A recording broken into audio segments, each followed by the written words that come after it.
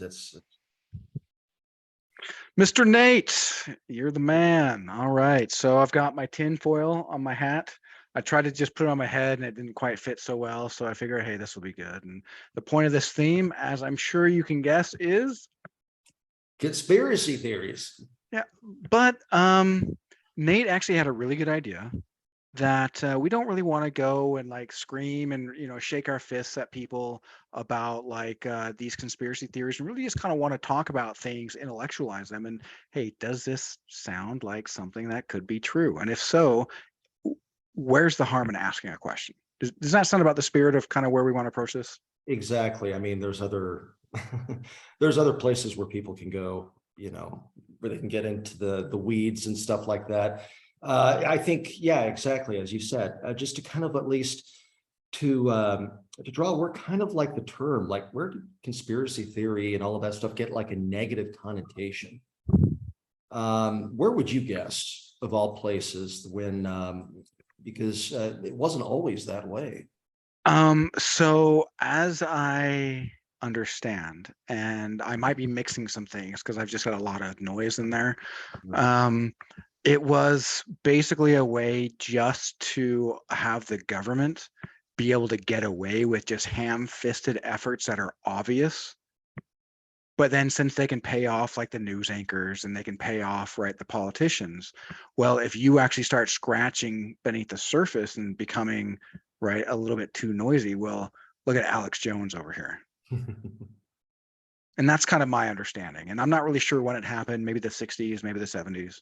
Yeah, it's great that you brought up Alex Jones. I remember, hearing about Alex Jones before a lot of people knew about Alex Jones before he became, the infamous Alex Jones. And how I see Alex Jones now is, yeah, obviously I don't approve of what he said, and stuff like that. And obviously I think people have the right, to pursue whatever avenue that they have to, in regards to the school shooting there and all of that. But I see it more as like a distraction of other things that are going on. Why focus in on that story when you have all of these other stories out there in the news that aren't, even related, that are arguably far more, salient to people's lives than what Alex Jones is doing. I think that, and correct me, let me know what your thoughts are on this, but my guess is a reason why they are getting people to kind of celebrate Alex Jones and the deplatforming of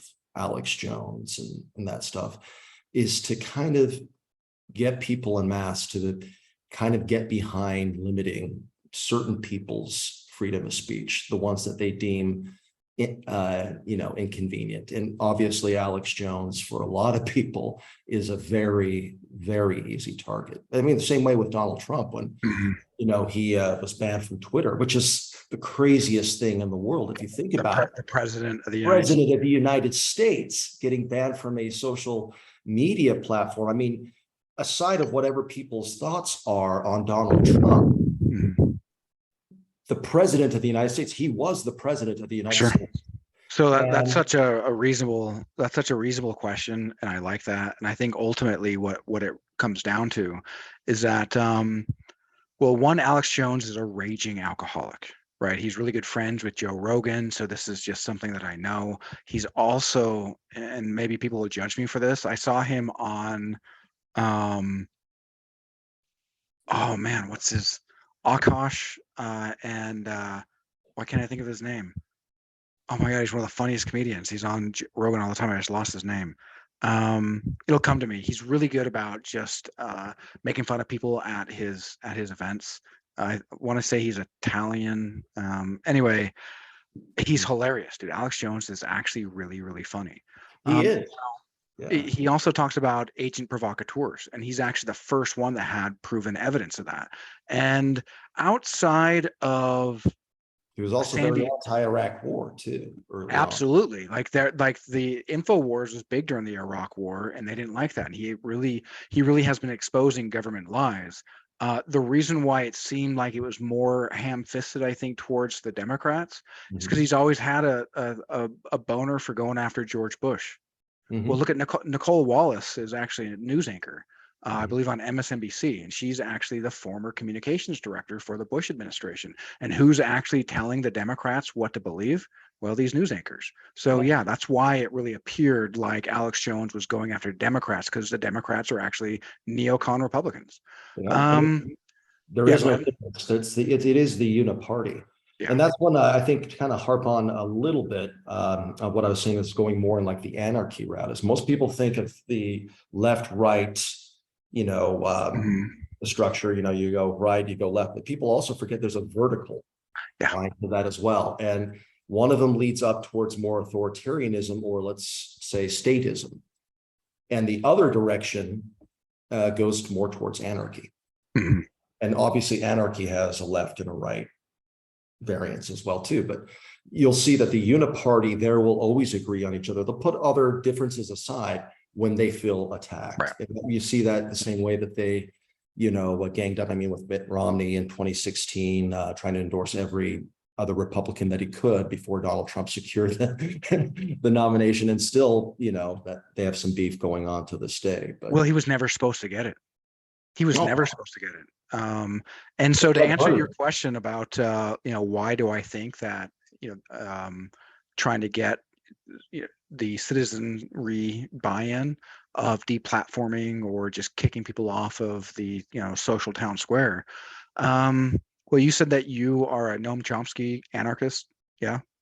yeah, and I would consider myself, although I don't really say, left, right. For me Mhm. right now, I'm just say I'm an anarchist. But yeah, if you're going to put me in the corner, yeah, I'm more of a left wing anarchist than say a He has right. a very famous line, and I'm going to misquote it, guarantee. So it's going to be a paraphrase Mhm. about the First Amendment. And do you see where I'm going there? And do you have an idea of what I'm going to say? Go ahead and finish it. I just want to make sure I got the Yeah, if you gist. don't believe in the First Amendment, for somebody that you just vehemently disagree with and that you absolutely hate, well, then you don't believe in the First Amendment.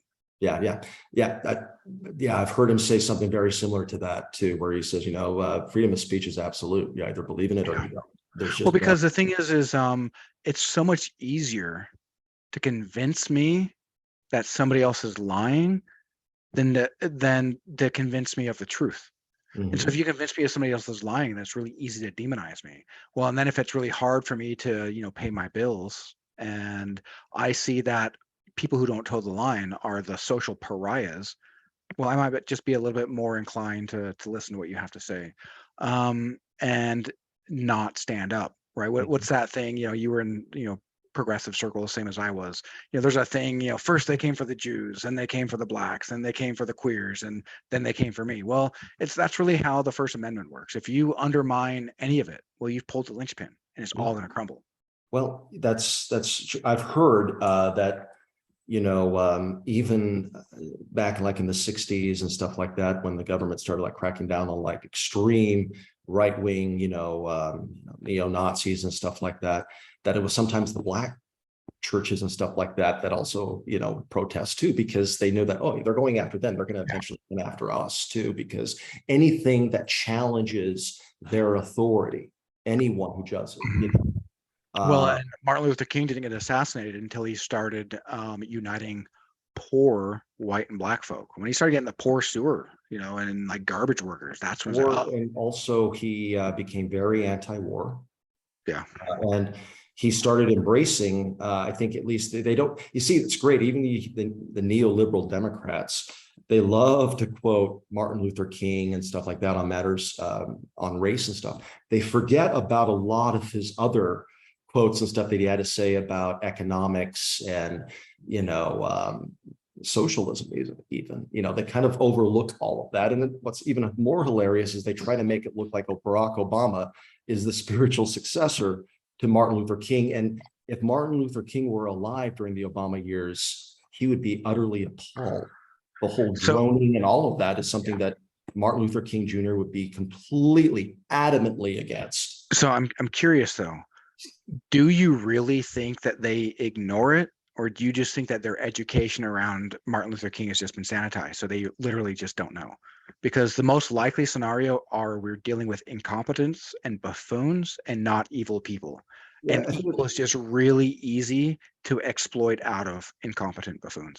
I think for some, then yeah, for some that probably haven't, but this information is, I mean, I'm not somebody who's, incredibly well educated on all that. It just takes a couple simple Google clicks to find out. So if I can do that, then easily some of these people, who are historians and, Ivy League experts that have studied everything that this man has Not when written. you got all these dollar bills blocking your vision, bro. I mean, Yeah, you exactly. got It's hard to Raytheon paying see. your bills, Hard to man. see. It's hard to overlook, but then again, people tend to, you know, overlook things like that too, to kind of suit their own narrative. And that kind of ties into what I was going into with the whole conspiracy side of it is that, well, let's kind of, most of the time when let's get behind the negative connotations of what conspiracy theorists are. What it really means in essence is to be a conspiracy theorist is to be someone who's very critically minded. And we do know it's a historical and it's a fact that people do conspire with one another. Mhm. That's a fact. Or else what is the mafia? It's organized crime, people conspiring with one another. That's Well, the yeah. Well, definition. why? What's the reason of 19 hijackers blowing up the Twin Towers? 15 come from Saudi Arabia, and all of a sudden they're all released, no questions asked. Excluding whether or not people buy that our government either knew or ignored or was somehow involved with 9/11, the very definition that you had 19 hijackers is proof of a conspiracy. That's And not, they that's somehow not came proof from of a a fucking conspiracy. cave. Yeah, exactly, exactly. So They we do conspired. know that conspiracies happen, and we do know that people in power will conspire with one another to preserve their own Yeah. influence or power. I mean, look at what happened to Julius Caesar, stabbed, Well, that yeah. was a complete conspiracy. That wasn't a theory, that actually happened. Well, and what you said about people in power. Well, let's talk about World War II, right? It's suggested that we conspired to allow the Japanese plane in that never would have gotten in. Why? So we get pulled in the war because 100 to 1 people about died on the Russian side. If it weren't for the Russians, we we would likely be speaking German across the world. On top of that, since I've worked in medical research for as many years as I had, I've had to read the Belmont report a lot, and it's really boring. But the Belmont report talks all about basically Project Paperclip, which is where we went in after the Nuremberg trials and like, yo, you guys are freaking evil, and here's your penance. Americans went in and saved them. Well, who also was trying to get in and get those scientists? Well, also the Russians. And who did we rebuild? Whose country did we rebuild? Well, Germany. Did we rebuild Russia? No. We actually tried to hasten the collapse of the Soviet Union even more, and we turned them into a boogeyman. And then, if you really want to take that to a step further, if you watch like the UFO files unclassified, like they've got all these files. There's been so much written about Adolf Hitler and his love of the occult. Well, there was a lady, I can't remember her name. In fact, my master ed was just like, look, whatever your connection is, look, you can be used and be aware of that. And so here's this lady who's summoning plans to build advanced spacecraft, right? This is how the Germans got advanced rockets. That just wasn't what that was so far surpassed of modern technology. Apparently, they had actual spacecrafts that they were given as well as built. And what's really interesting, and you'll see a lot of cinema really show X-Men was one of those X-Men First Class that the Nazis went and the ones that were liberated, right, that we came and brought back to run our space program. But then the ones that fled, they fled to Argentina. And of course, not all of them, not 100% of them, but Argentina is the closest country to Antarctica. Well, Antarctica, a lot of the flat earthers, that's another conspiracy. I don't buy into flat earth, but they say, hey, Antarctica is being blocked and is being guarded. You can't just go there. It must be because the earth is flat, you'll fall off, or whatever their argument is there. But my understanding is that because of the way that the thermal vents are, that there's in this UFO classified files, again, this unclassified military documents, and it shows how these caverns under the ice get created, and that's where they're hiding these operational bases. And that would make sense, being that we have full evidence that the Nazis went to Argentina. We know that Argentina is the closest country to Antarctica. Does that mean UFOs are there? No. Does that make it plausible? Fuck yeah, man. Fuck yeah. What it suggests is that there's more going on than we know. Yeah. And that there's a lot of things you touched upon there, upon like Hitler and the occult. That's what Indiana Jones is primarily based on, and all of that. Dude. And It's everyone, yeah, my heart starts thumping, man. Especially my my master. question about that is yes, the Nazis were evil and all of that stuff, but yet at the same time, they weren't stupid. In fact, as you mentioned, we were trying to recruit a lot of their scientists, and something we did successfully with the Manhattan Project, and and all of that. But so if they're just some batshit crazy, why the obsession with the occult? Yeah. Is there maybe more? Yeah, maybe there's more to all of that than meets the eye. That's completely something else. But what I really find out is when a lot of these conspiracy theories started taking a negative connotation in the public's eye was shortly after the Kennedy assassination. Mm. Well, because the magic bullet, just like there's not a single hunter, that's like, oh, that makes sense. Not a single hunter, but people with a college education, like, oh, really? Well, I'm taught that the most brilliant people in the world, right? You might be able to see my my Plato book, right? Even though we know that they're brilliant, you, Mr. Joshua Cameron, at 15 years old, let's have you read this and critique it as if you're fucking somebody worthy of critiquing Plato. Like, what? And so what we do is we actually pervert the idea of the masters. Sorry, I got something at my door. Oh, okay. Do you need to pause for a second? Just for a quick sec. Yeah, that all right? Yeah. All right. Car has been jumped. Apparently, wallpaper guy needs some help, so you went out and good citizen went and saved the world for him. Yeah, I probably need to go out and turn off my car eventually. He's still trying to figure out how to do it, so we'll see. Oh yeah. So and I can't remember exactly what our line of We inquiry. were talking about the Kennedy assassination in the wake of. Oh yeah, that's right. And there's no hunter that would be like, hey, that makes sense. Yeah, But the thing is college educated people, like we're expected to think of the most ridiculous thought exercise on how it could actually happen. And while that's intriguing, well, then we start to believe our own bullshit. And as I understand, right, I mean, Kennedy was trying to investigate the CIA. Well, his driver turned around and shot him in the head. And that's literally, and that's what happened. And they got like, oh, look at that grassy knoll over there. Get him. Well, what's interesting is in the run-up and the aftermath of the Kennedy assassination, supposedly, from one account I read, Lyndon B. Johnson went into, Air Force One, or, where it was sitting, and then he told everyone to shut all of the windows and stuff in all of the planes. He says, he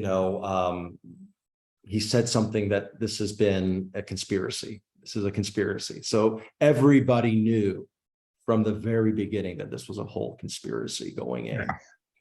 And you think about Lee Harvey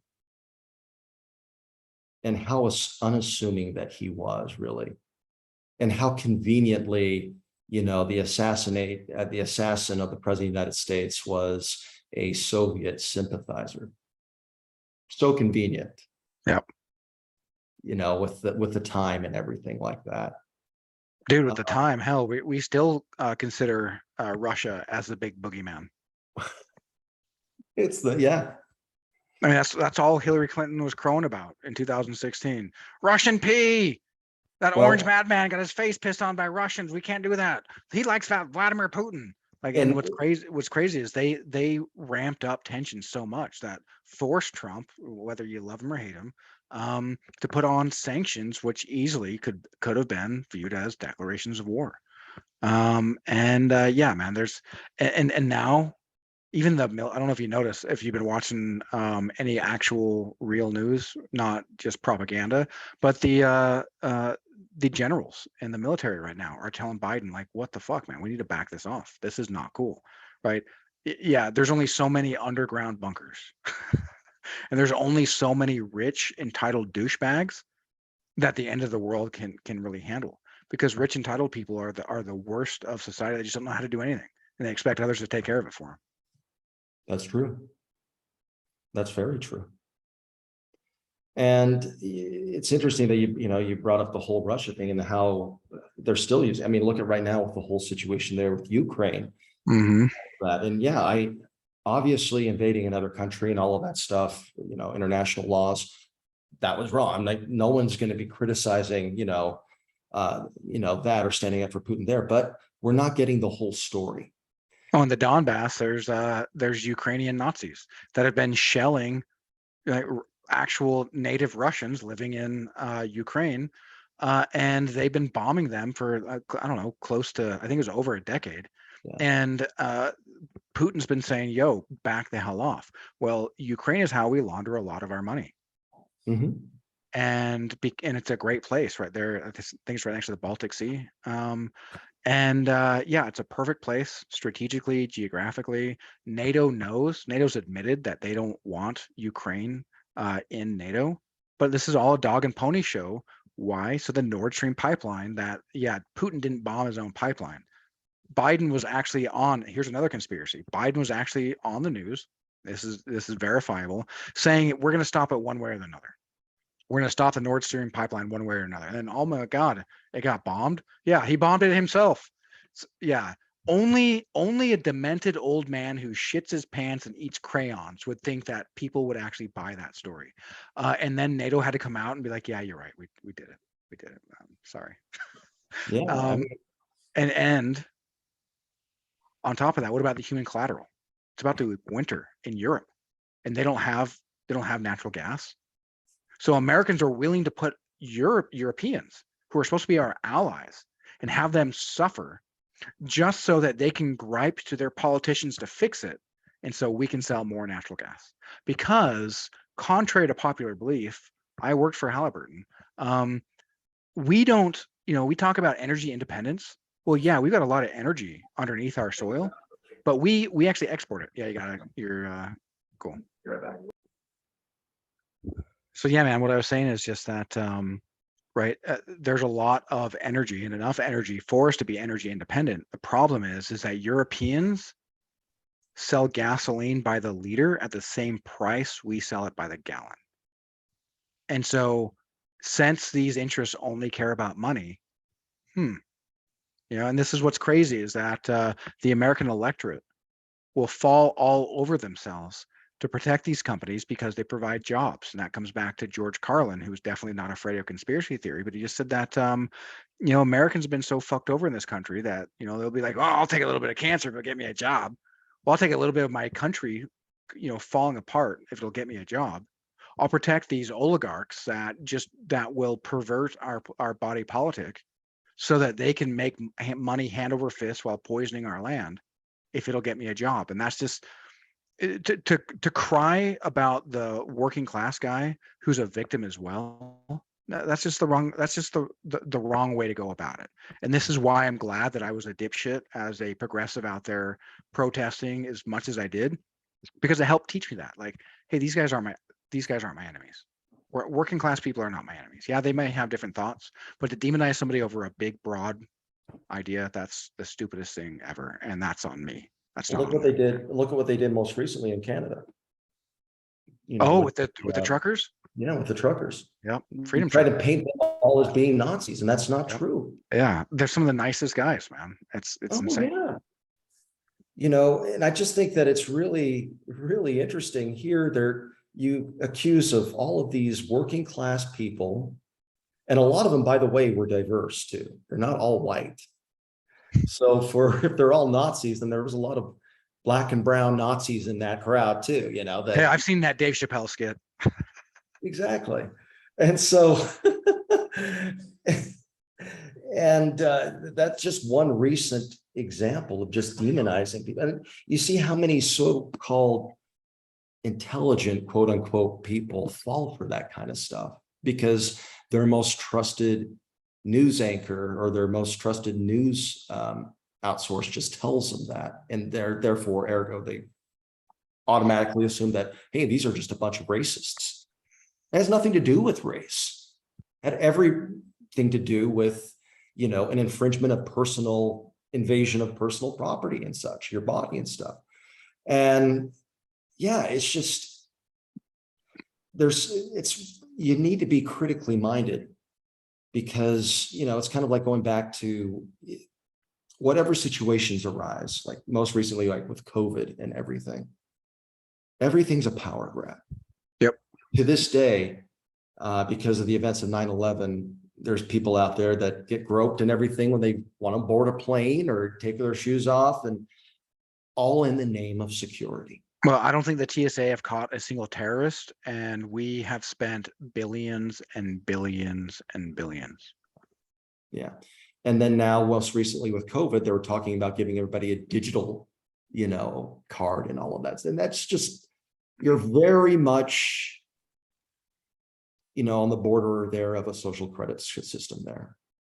Oh, dude, the head of the UN has already been floating the idea of microchipping children. And here's what's crazy, man, is everyone who said don't take a vaccine, like back before we even heard of COVID, like don't take the flu vaccine, don't take vaccines. Well, these were the only people who I've ever heard say that we were going to get the mark of the beast. These are the only people I ever heard that said that we're going to get microchipped. And what the fuck, man? What the fuck? Why is it that the people who are painted as the craziest crazies, and yet their vision is coming true? And a question I posed last episode about, what's the name of the computer program that creates the patents for the FDA? Well, the one that specifically created the COVID vaccine is called Inferno. Well, any sort of vaccine, any sort of drug, the patent number is going to have the year 2020, 60606. But these guys are crazy. Yeah, you're not going to get the mark of the beast. They're crazy. They're stupid. And so maybe you don't believe 666 is the mark of the beast. If you look up 666, it'll say it's the mark of the beast, right? So it's at least in the public psyche as that, even if many people think it's silly and they start jamming out to Iron Maiden, like 666, the number of the beast, right? Because it's fun, because that's it, but that's the whole point. Because the thing is what's really crazy, right? So you've got these interests, right? Republicans and Democrats that work the system, controlled opposition. Well, Lucifer and Satan are two different entities. Lucifer is Satan's father, and they're running a gambit, man. So let me take you through this thought experiment real quick. Imagine, you grew up in Utah, so you know just how much Mormons mourn their faith, yeah. Yeah. Yeah. And just how miserable they are sitting there listening to the most boring people talk. The worst music. Dude, and just, yeah. And so now think of this thought experiment, right? They're giving a blessing over bread and water, saying it's the flesh and the blood of Christ. So imagine you're at Calvary Hill. Imagine you're walking up Calvary Hill and you see up there is our risen Lord, nailed to a cross. His head is hanging. You can't even tell if he's alive. Once you get close enough, you can see his chest barely moving from his subdued breathing. And as you get there, you have this big smile on your face and you reach up and you strip a piece of flesh from his body and you stuff it in your mouth and you chew on it with a big grin as blood trickles out the corner of your mouth. And then you start lapping it up as he's moaning in agony. And you say, this is the Holy Sacrament. And then you wonder, why people who follow Catholicism and Mormonism are often very miserable. Well, misery certainly isn't holy. Mourning your faith certainly is not, an edict that is handed down from any holy book. In fact, there's not a single risen master that's ever said, read a holy book, right? The holy book says, follow your earthly masters as if it were God. Oh my gosh. What? Yeah. Stay in the pen, sheep. Wait for your Lord to come back. I know it's only been 2,000 years, but didn't you know that the Greeks worship Zeus for 4,000? So you guys can suffer for another 2,000 years. Yeah, and just wait. Because the best way to immobilize people is to get them to give somebody else their power. Mhm. And so if you have, and you say Lord, every time you say, the Lord is my shepherd, you're giving your power to Lucifer. And that's, yeah, man, it's mind boggling to think Right. about. And look, you don't have to believe me. Maybe I'm a crazy person wearing tinfoil on my hat after all. But the thing is really, it's just, I want people to Though. think about this. Yeah. And like, when I take you through that thought experiment, what does your heart say about that? Like the truth of the matter. About the narrative control, I absolutely see it. People become very accepted to believe certain narratives and ways they go out. And then if you at all question that or show any display of unorthodoxy, then, you're publicly ridiculed or publicly assassinated. Look at what they did to, again, Tulsi Gabbard with the whole, the 2020 issue there and making it sound like she was best friends with Assad. Meanwhile, what was the CIA doing? Yep. In Syria? These are all conspiracies that happen. They're not theories. These are things that can be verified. You often can't get them verified through legacy media channels. You sometimes have to go through academia and such to find it, but or other news sources that are international and stuff. But this stuff does happen. And the way they control the narrative, whether it's the COVID, I mean, what was it, a year ago or a year into COVID, it was a conspiracy theory to say that it was leaked from a lab. When we now know that all the evidence is pointing to that it indeed was leaked from a lab. Well, people can read into it and say, was it intentional? Was it, accidental? I don't know. But I do believe in what they call there's only a few people that actually know. And that's just it. But the thing is you can know something. What is it Bill Maher says? And Bill Maher is funny. I don't necessarily agree with his politics, but he's pretty funny. And he has a little bit as, something I can't prove, but I just know is true. And yeah, man, Jon Stewart nailed it on the Colbert Show about just how obvious it is that and you can't even question it. You can't even question, or like the lead up to the 2020 presidential election, Joe Biden, the most luckiest man ever to run for president of the United States. He campaigned from his basement. Yep. And if it wasn't for COVID, he most likely would not be president right now. Well, Iowa, the Democrats just showed, with the Pete Buttigieg, right, app, right, the app that was run by the DNC, right, it somehow failed to count Bernie voters. It had the tallies for completely misrepresented. Pete comes out and says, hey, look at me, because unfortunately we've been moronized, I guess, right? Just all morons by our news media, by those that we were supposed to trust, because many of us here in America really run, as in our subconscious, the fallacy of, authority. Yeah, just appealing to authority. Appealing to authority. And, with that whole issue there, look at 2016 with the whole collusion there with Hillary Clinton and the DNC. Everybody knew it, but it wasn't, we didn't have the evidence or anything until the WikiLeaks, but everybody knew what was going on. Yeah. Everybody knew. And that's just one example. Then also what's sad is that how complicit Bernie was in the whole thing. That is very sad. But so let me ask you, what do you think is more sad versus, of the perversions, let's say sad is just grossly perverse, and just the sheer perversion of Bill Clinton. Like, what is worse of Bernie getting this and just capitulating, be like, yes, let's beat this inside guy, or the guy who flew on Jeffrey Epstein's plane 26 times is paraded out there at Me Too, fucking gallivanting, these Me Too events. Mhm. And he's like, yeah, I want to grab your cooch. Me too. And just how gross that is, man. And the sheer perversion, just so that the Clintons can be a dynasty. Oh yeah, and you don't even look at what they did to Monica Lewinsky back in the 90s. She was 19 years old. I mean, I was still in high school and all of that stuff, but now I look back on it, that was a 19-year-old girl, and look how they really just assassinated. I mean, obviously, what was spun into the media was that she was a homewrecker, Of and course. how they wanted to portray her and stuff like that. That's how, but that was almost, I mean, if not for the act, I think the treatment of how she was treated is actually worse than anything that went, infidelity or anything like that aside. But they control certain narratives, and it's not like necessarily they start certain things or that there's always a big conspiracy whenever an event happens. Like going back to the whole COVID thing, I don't know if it was intentionally leaked or if it was accident, but all the evidence is pointing to that that COVID originated from a lab.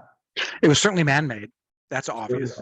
But There's nothing that shows that the virus could have been naturally mutated, especially not by a weasel sneezing on a chicken. That's just not possible for it to become as virulent as it is and was, because now we're just on so many different strains. that aside, the shock doctrine is Yeah. very real. Oh, absolutely. And so whenever an event happens, whether the government has actually an involvement within that event happening or not, they will seize upon that and capitalize it. And it's often as a power grab to seize people's civil liberties in some way, sense, or form. I mean, whether it's privacy or whenever you want to board the airplane and have to. So Yeah. let me ask you a question, man, and I'd love your thoughts on this. Like, so many people become nihilistic when it comes to like voting and just democracy in general. And especially, with just what we discussed, right? If Hillary Clinton's going to steal the vote, well, she's just going to steal the vote. If Biden's going to steal the vote, they're just going to steal the vote. If Pete Buttigieg is going to steal the vote, he's just going to steal the vote. And yet, if your vote didn't matter, why would they go through all the trouble? And that's such a weird conundrum. I don't really know the answer to that, right? Oh, Because it seems like voting doesn't matter, and yet they go through all the trouble to show us in our face just how much it matters to them. it doesn't really matter. It matters to them because you have one of two parties that are completely subservient to the oligarchy. And the only difference that really Democrats and Republicans have, that they're allowed to have, are cultural issues. Oh yeah. Outside of cultural issues, you have to unequivocally uphold the military industrial complex. Israel can do no wrong. Absolutely. And you can't lead a populist uprising or anything like that, or else you'll be treated like a Tulsi Gabbard.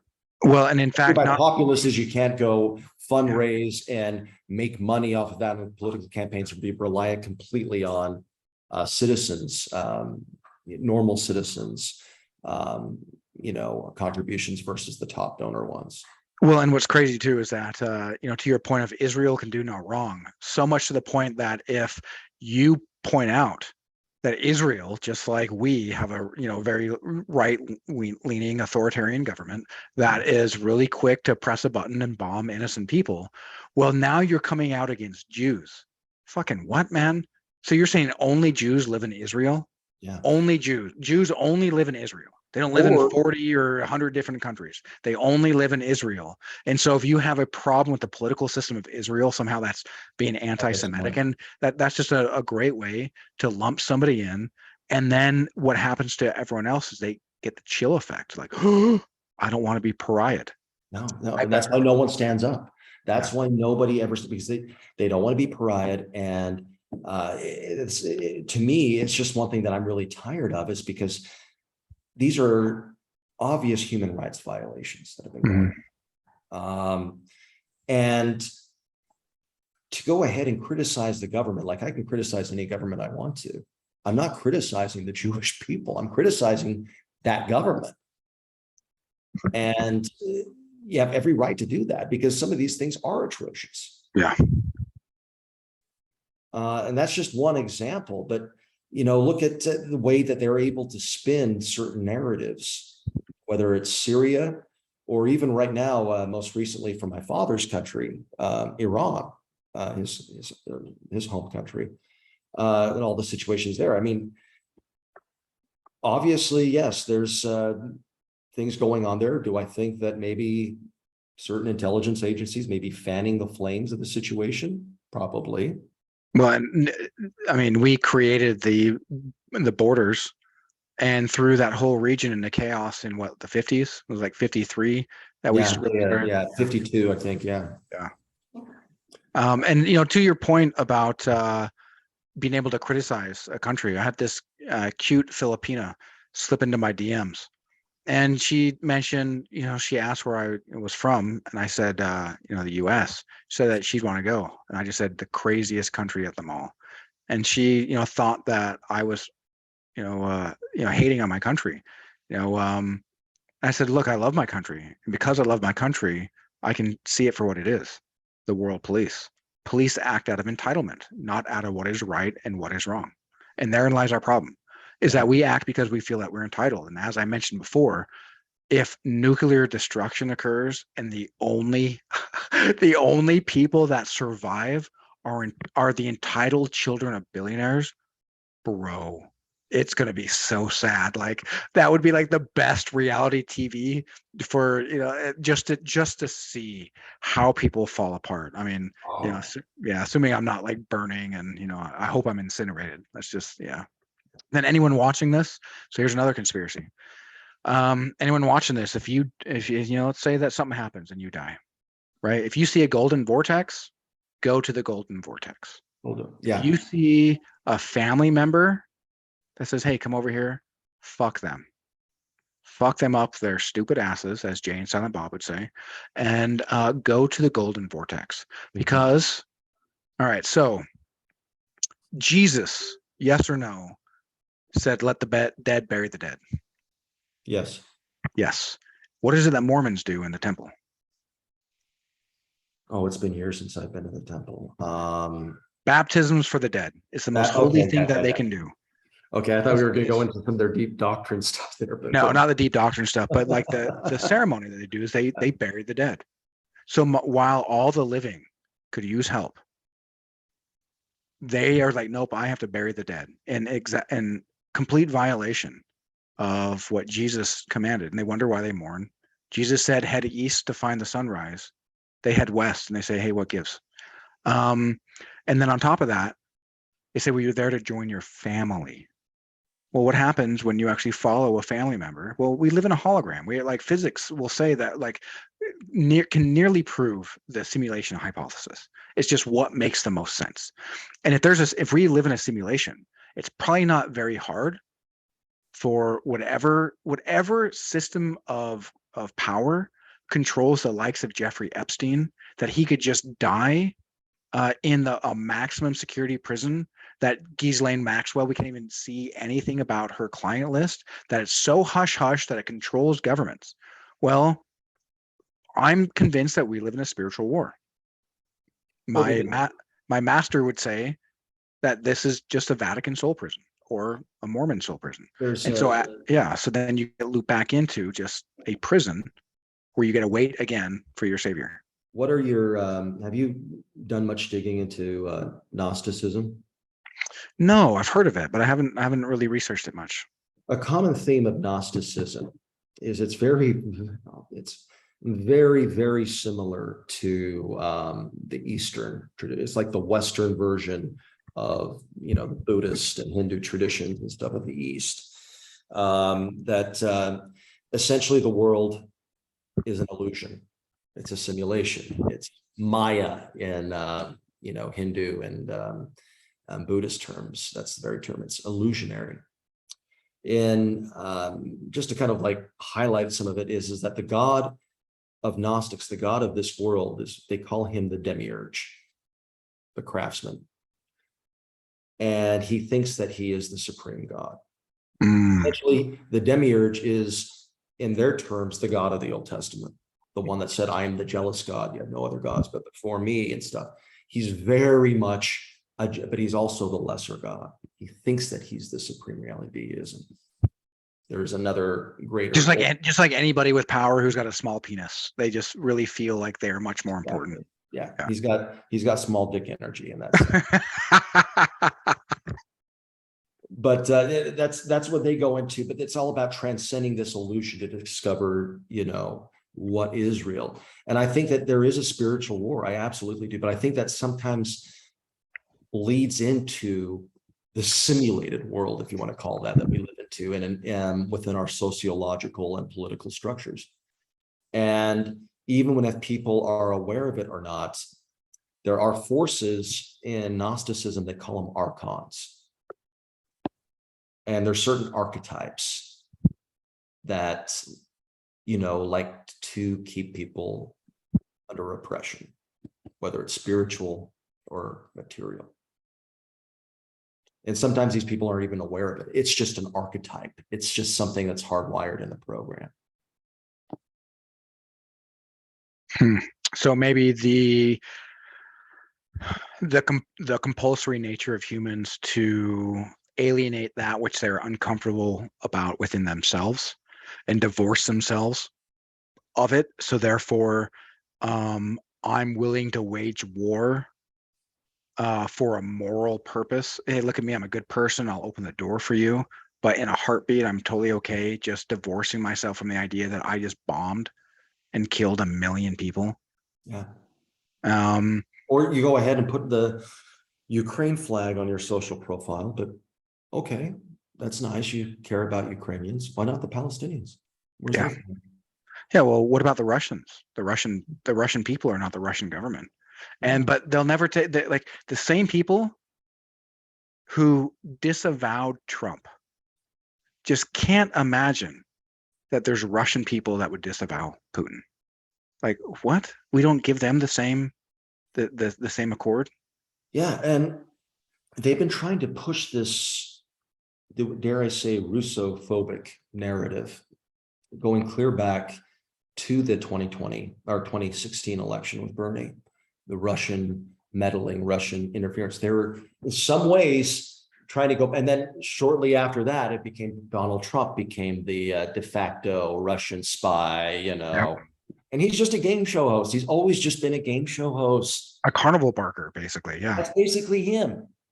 I mean, love him, hate him. That's it. He's not some nefarious Hitler type that's going to come in. That's just not, first of all, he's probably too lazy to be that. He's more interested in his own self-image and, having a Big Mac or something like that and watching on TV.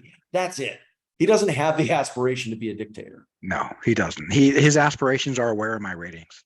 Where are my ratings? That's all he cares about. And so he doesn't have the discipline, dare I say, to be an effective dictator. But that's all the sideshow. They wanted to push this narrative that Putin is the real bad guy, and then everybody is either unwittingly or somehow an agent of his. And we are the strongest military force on the planet. I mean, you served in our armed services and everything like that. We spend more than the next 9 or 10 countries combined on so-called matters of defense, and then somehow Russia was able to penetrate our entire system and get one of their people elected president. And they're doing these psychological warfares and trying to. This is the worst plot for a conspiracy theory novel out there. And look at how many so-called people that look down upon people wearing conspiracy or believe in conspiracies and stuff like that buy into it. Well, I think it shows desperation of the evil that's been running our country. and they see the ship is sinking. And so now they're a little bit more comfortable being in our face with the absurdities because, hey, these are dummies. We've been, programming their minds for a long time. There's a reason why television has programming, right? As you watch it, you program your mind, and we don't get to choose how we're programmed, or rather, we don't get to choose the fact that we are programmable by design in order to survive, but we can certainly choose the environment that programs us. But if you don't know that there's a choice, well, then you're the sheep in the pen. You are the sheep in the pen, and you're just so easily bought. I mean, I'm thinking about just how like some of these arms dealers and other agents of the military industrial complex, like how they can go ahead and spin such good PR where they'll go to like a gay parade or something like that. Oh, look, we're accepting. Oh, look, we just bombed how many poor people there in the Middle East, or what kind of covert operations are we running right now in Latin America? Which, even if you talk about some of this stuff, you're labeled a complete conspiracy theorist and just utterly dismissed. This stuff is actually happening. That's the reason why we have a CIA. And if you talk about any of this, they automatically, that's why I've heard some people say, oh, I don't like reading Chomsky. He's a little too conspiracy theory for me. It's not theory. It's all bad. It's well researched. Even he started drinking for the propaganda, though. Even he started saying Trump is such a national, threat. And so, yeah, I mean, which is sad, but that's what happens when you get old. It happens when you get old, and especially, I don't agree with some of the stuff that he said during the COVID lockdown and stuff like that. I mean, he's old and he was scared. I'll give him that. Given everything else that he's done, okay, or here's another thing. Why is like people like Ron Paul there on the right, like the libertarians, he makes a lot of sense to a lot of people. Why? Look at the way that he came out against Fauci and how they try to demonize him for showing on Rand, right? Oh, I'm thinking of Rand Paul. You're right. Yeah, Ron Paul actually has plenty of times he's worked with Bernie even. Oh yeah. And these guys are just Bernie himself. They're dismissed as kooks. When actually you find out that why is it that a majority, at least the people I know, very few people simp for the establishment. Very few people. They have to be like over 55, or completely into this identity, politics. Yes, queen. Other than that, majority of people, whether they fall on the left or the right or completely independent, the characters that the people that they admire the most are the ones that go against the grain. Your Tulsi Gabbards, your Bernie Sanders, your Donald Trumps, your Ron Pauls. And if these guys are so much more popular, then why can't any of them ever get other than Trump? But then again, Trump, he's interesting because they gave him so much free publicity because they never suspected him to become president. Well, yeah, they didn't. Why? Because they were friends with morons like Hillary Clinton, who literally created the Pied Piper strategy that also was shown in WikiLeaks. Like everyone knew, but of course, what's funny about that though, she gave him so much by doing so. Not only does that reveal her control over our media. Who's a presidential candidate to tell a media organization who they can, focus more of their time on, and not even in a race that has anything to do with her side. Well, then the very anchors that are clutching their pearls in a fence. Right, you start looking and seeing Matt Lauer would lock women in his room. He had a button underneath his desk that would lock the door, so women couldn't get out. He could just harass the fuck out of them and probably rape them. Yeah. Right, Harvey Weinstein. So fundraiser. Oprah knew about him. Oprah knew that he jerked off in plants and basically raped women because he's this old bag of flesh that nobody in their right mind would ever want to touch, but because he's got money. Well, then, you know what? I want to be in a movie. So here's my legs spread. And thank you, Mr. Weinstein, for giving me a little bit of that old Hintergedanken. Tell me, like with Epstein, going back to the Epstein, Epstein is so prevalent now, him and Maxwell and all of that. And you really start to scratch the surface there with her. And Her father had Mossad ties. Epstein had Mossad ties. You wonder, it's still a mystery. Where did he get all his money from? Why did he have all of these cameras installed to get famous, not just famous and celebrities, but very, very high oligarchs and compromising? Yep. So they could build compromat files. Yeah. And then all of these hidden cameras and stuff like that. And then you. Yeah, you know who else did that? But they're an artist, Prince. Prince had his entire house set up with a sound system, so he could sing anywhere in his house. Seeing, yeah. But that's Prince. But Epstein was all about. Yeah. It was all about getting dirt on people or creating situations where they could get dirt on people. Well, blackmail. I mean, I don't need to install my own puppet into that position if I can just compromise you. And if you're so easily compromised, I mean, think of how weak-willed these people are. Again, these entitled people who show up, and yeah, I guarantee that there were some insanely attractive women. But if you can't understand that a boner and compromising your everything, your morals, your livelihood, I mean, come on, man. Like, hey, let's go to this island where nobody will know.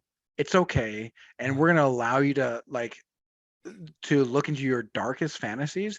I almost wonder, What person, or how far does somebody have to go to not listen to that alarm, or to not even have that alarm go off inside their head?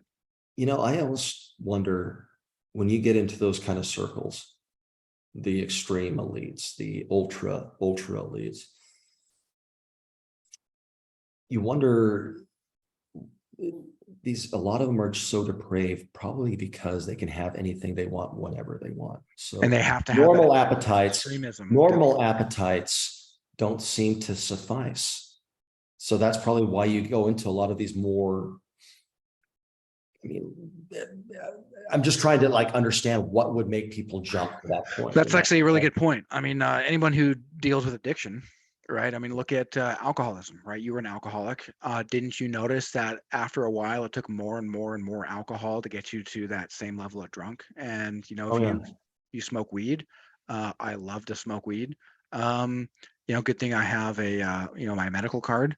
But if you smoke, well then, if you don't do it, if you do it a lot every day, you're going to find that you're going to have to more and more and more and more. Well, it's because the dopamine. It's a dopamine reaction. Well, dopamine's also the hit that you get when you go out and you are doing some sort of extreme sport, or some sort of major accomplishment.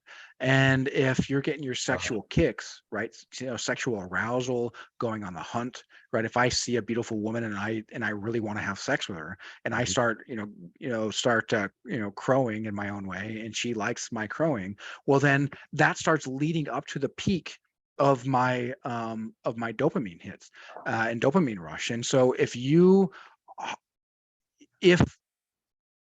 what a normal person could do doesn't even give you a rise anymore, well then you have to kick it into a weird, people shitting on your face, or you choking somebody out and punching them in the kidneys as they're screaming, and and just whatever. It kind of creates deviancy. Yeah. And I think not to say that every person who is a billionaire is a pedophile or, something like that. But I would be surprised. It would be interesting to see, well, if you could look at their browser history, what would you find? Because I do think that it does, certain levels, when you get up to that high, it does breed certain levels of depravity, and at least some sense of, trying to try to get a rush somehow. And if you can have any girl you want, whenever you want, for some people that could get old after a while. Yeah, it could. And now, let me ask you though, where do we draw the line, right? Let's say one of these billionaires, right, that has no allegiance to a country, and they don't necessarily need to, right? What if they go to Thailand and say it's totally okay to, to have sex with a 14-year-old girl? And I'm not going to say that I'm going to do it, but why do we have the right to moralize what somebody else does and it's legal in another country and works for them? I don't think that 14-year-olds should be exploited in that way, but if that's the way their system runs, do I really have the right to criticize their system, especially when our system is so defunct? There's things that go on that just baffle me, but I just go ahead and just like, okay, well, personally, that sickens me, or all of that. But I don't. Because I have a 10-year-old kid, man. Like thinking in 4 years that he's going to be like, I didn't lose my virginity till I was 21. I was in the army. Yeah, it was Yeah, awesome. I was a It good was, Mormon kid. I didn't lose until like I was 21. So yeah, 21 or 22. I can't remember, but yeah. and so I don't necessarily think that's right for everyone. Because of the way society runs, it made me feel like there was something very wrong with me. And that certainly didn't do much for my psychology. But yeah, man, I don't know. I think ultimately this is really what it means to change yourself and you change the world. But if you change yourself and find enlightenment, the thing is you're providing the example and the invitation to people around you who are watching, like, holy shit, look at Nate. Wow, look what he's done with his life. And then, hey, what is it that he's doing that I'm not? I wonder, hey, Nate, can you maybe share with me what it was? And then that's you start resonating at a different frequency.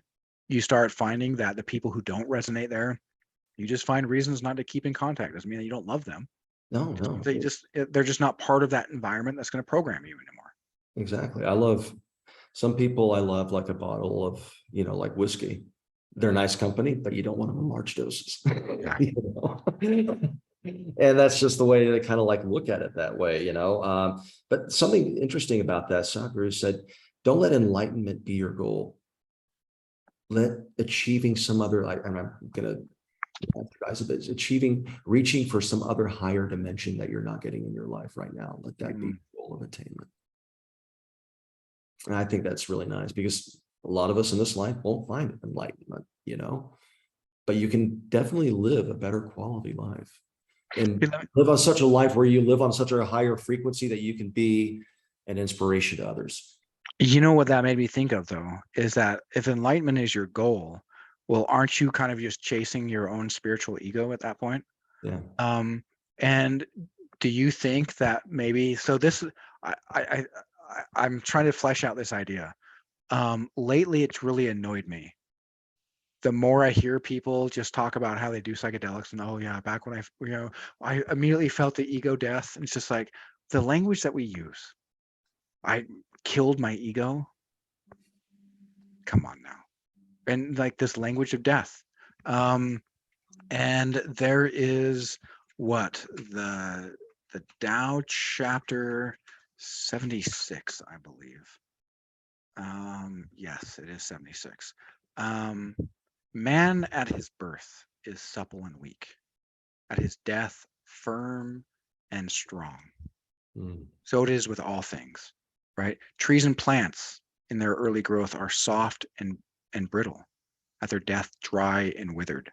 Thus is it that firmness and strength, or rigidity is really it is a better way to look at that. Firmness in the rigid are the combatants or disciples of death.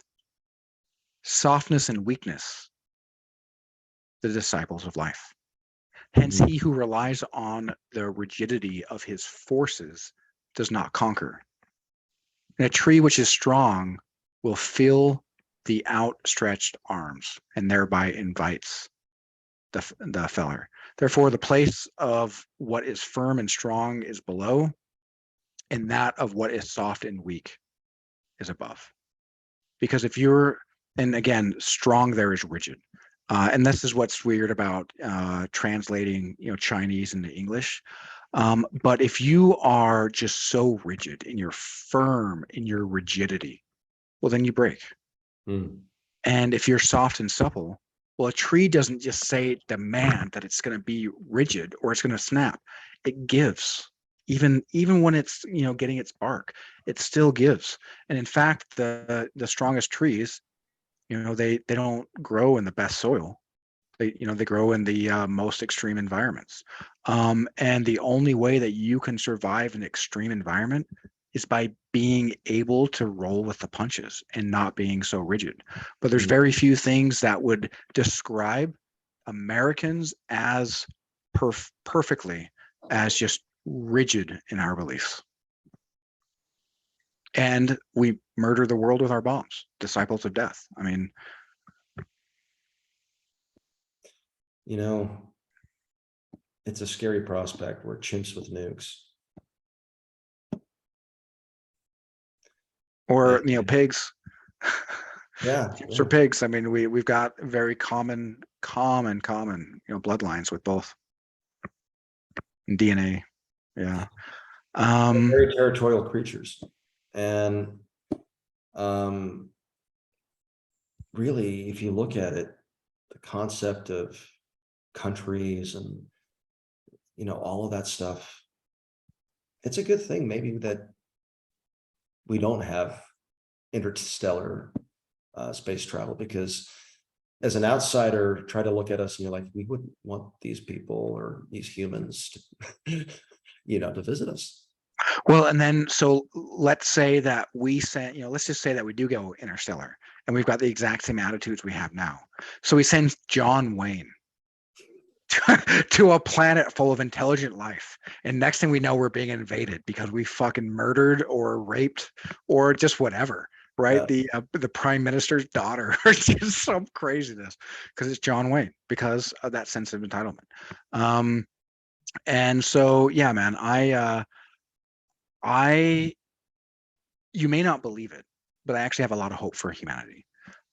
Really, I was somebody who was quite rigid in my own beliefs, and because I've had the strength to surrender to a higher authority, bigger than me, bigger than the world, that completely parallels and harmonizes with what the ancient wisdom has shown, whether it be the Tao, whether it be Jesus in his words, not the Bible and everything else around it, but when you see Jesus speak, Buddha, Shiva going within. Mhm. And I find that if you do what's right for you, you'll find that your gift will be right for others. But if you try to do what's right for others, you'll find nothing but just a rotten core that's both wrong for you and others. And you're not going to be able to please anybody or everybody. Exactly. Least of all yourself, because you're so worried about pleasing others who have no idea how to even please themselves. That's true. And so if you know how to please yourself, well, now you're one amongst a million. You're the only one who knows how. And now you can be the leader to show them. And again, change yourself, you change the world. Hmm. Yeah. Everything that there's a whole entire cosmos inside of you. Yeah, And you're the ocean in a drop. all of it. And then try to, calm the chaos within and see how that, as above, so below. And so I think that that's the ultimate goal. And then don't just take anybody's word for it. Try it, apply it. Well, even the Buddha said, look, if there's something that doesn't sit well, with you, don't listen to anyone. Don't even listen to me. No. Listen to what's inside you. And the thing is, that's why I said last time that higher wisdom needs to be discovered, because people are going to say things that don't sit well with you. And you need to discover why. Is it because what they said is wrong? Or is it because your beliefs don't serve you? And you need to unpack that mystery and unpack that thought experiment and arrive there yourself. Because if you don't, and I give it to you, well, now I'm casting pearls amongst swine. Hmm. That's true. That doesn't benefit anybody. Exactly. Least of all me, man. I want those pearls. Yeah, exactly. Yeah. Yes. That's In very. fact, it can actually have a repelling effect where the swine actually run away even further and go deeper further, because you're going to expose again that shadow of what they are not, and they're not ready for it. If they're not ready for it, you browbeat them on, well, be me, just be me. Look at this wisdom I've got. And this is a folly I've really stumbled on most of my life and stumbled with. Is just like, well, I've seen it work, therefore, and or rather I've read about it working, I've read it. I haven't even seen it myself. I haven't explored it. I haven't tried it myself, but I've read about it working, and I admire this person. They have enough paper degrees and, an alphabet soup behind their name, and they're respectable. And Mhm. here you are, Mr. Uneducated. And yet what's most interesting is that I was watching a Jordan Peterson video. We was talking to Muhammad Imam. Muhammad Oh, Imam said, "What were you trying to do with your video, attention to all Muslims or whatever?" He's like, "I was trying to start a conversation in the stupidest way possible, in the spirit of ignorance, so I can learn. Because what the hell do I know?" It's like, that's probably the most brilliant, and educated person in Western philosophy right now. And if he can give himself allowance to be ignorant to start a conversation, well, maybe we should be less rigid with yeah, ourselves. yeah. I mean, the whole purpose is to learn and grow. Once you think you've become an authority on anything, then, well, you're just pretty much set yourself up to be very well humbled eventually. Well, presumption is a disease, right? This is also something in the Tao, to know that you know, even when you don't. Well, that'll never serve you. Never. There's not a single time that knowing that you know will ever serve you if you actually don't. Which is why Socrates, right, the Oracle of Delphi, had named him as the wisest man in the world, because he knew that he didn't know. And Yeah. that's where the beginning of knowledge is like, hey, I don't know. I'm not a butcher. You're a butcher. Oh, well, tell me about butchering. I don't know about butchering. Um, and when we allow people who have experienced something to share the wealth of their experience without critiquing it from the debt of our conceptualization, well, then we'll find that we'll probably have a lot more meaningful connection to people, because we're not pulling them down with our debt, because there's nothing that's going to suffice. Nothing. We've already convinced ourselves that we know, yet Do they've you, experienced it. do you think that, kind of drawing back to your original comment of that you're pretty much optimistic for humanity, do you think that more and more people are awakening towards some sense of spirituality? We're proof of it, man. We're proof of it right now. Like, you and I were just, we were no better than what people would call a shit lib. Yeah, we were progressive and we had the better ideas. And here we are smacking ourselves on the back. Yeah, look at us. We know. Yeah. Have we ever been in office commanding that level of authority? But surely we know. If only they listened to Joshua Cameron and Nate Kivani, right? If only. Um, and so, yeah, man, the fact that I can enlighten and discover the gifts that were just waiting for me to discover, yeah, man, I truly believe. Seeing Sadhguru get on Joe Rogan, I don't think Sadhguru is the greatest guru ever, nor do I think that he ever would claim himself to be. But the fact that he can do so much good with his parables, with the way that he thinks, and he's on the largest podcast in the world, and it enamors me, somebody who would laugh at him, right, in theory. And yet when I listened to him and I experienced it, just like he said, life is about the experience, isn't it? And since I experienced it, I was willing to suspend my disbelief for the spirit of adventure. And I think that's one thing Americans have going for them, is that we really do love adventure. And it's really a matter of, I think it comes down, like, progressives will critique, say, Thomas Jefferson. Well, didn't you know that he had slaves? Well, he was probably the best slave master back then. And yeah, was it bad for him to have slaves? Yeah, I guess it's kind of morally gross when I think about it in today's terms. It's very, But that's just how society ran. And you know what's crazy is slavery is actually higher up in consciousness. So it was actually better, because what happened before is we'd slaughter everyone. We'd slaughter the entire tribe. yeah. And the whole issue there is with the presentism that everybody wants to hold account people that lived hundreds of years ago to today's standards. Well, what's going to be like in 500 years from now? People look back at you and they're going to be Yeah. like, oh, look at this person. They didn't. I mean, the way that we're going right now, just interesting. I just found out the other day what a furry is. Do you know what a furry is? Dude, I've known a furries. Dude, I played World of Warcraft and I played with a furry, and so we'd make so many jokes. And so, did you know that furries yiff? So Yeah. they like rub up against each other in these costumes. Yiff, yiff, yiff, yiff, yiff, yiff, yiff. I don't know about that. So It's so yiff. it's like people are legitimately identifying that like now, like they are with non-binary and stuff like that. Oh, that's been I don't around know for. where that's going. I don't have much comment on all of that, but 500 years now, you're looking at this as a trajectory where this can go. 500 years of people are coming up with new identities, and they're going to looking back at you and be like, oh, look how ignorant they were, or look how bigoted they were that they didn't accept this. It's stupid to go ahead and hold people that lived so many years ago to today's standards. Not to say that they were perfect or anything, but you yourself could be at the other end of that too eventually. And so I think that for Americans, exploring their sexuality in many ways is the closest thing they can come to exploring, no pun intended, come to exploring their spirituality, because we're not allowed to be spiritual as American Westerners, we're right? we're hungry for something, and I do love that we're starting to look at all of these other identities. Well, here's the thing. What I love about Eastern philosophy is like your identities are all of these attachments, and those attachments are the root of all suffering. Hmm.